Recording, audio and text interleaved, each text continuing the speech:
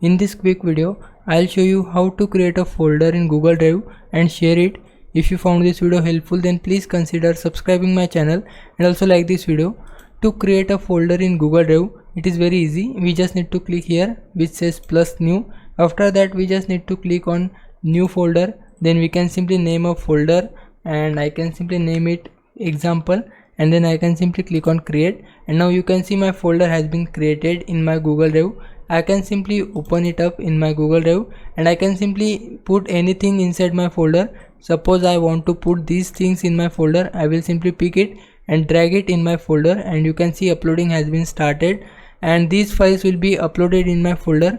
After that, I just need to open my folder. For that, I just need to go to home page of my Google Drive. Then I can simply filter the files by simply clicking on folders.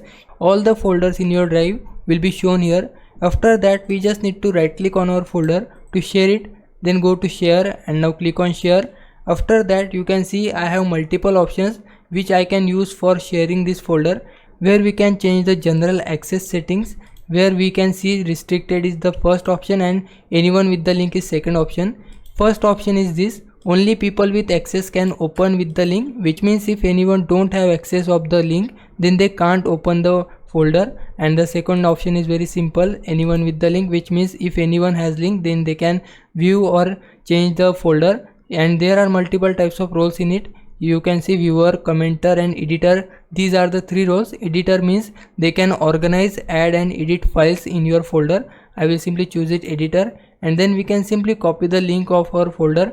I can simply click on it and then you can see my link has been copied, and if I paste it in my new tab, then you can see I can easily access this folder from another tab. Also, you can organize your folder. For that, you just need to right click on your folder, then you can simply organize it. We just need to change its color.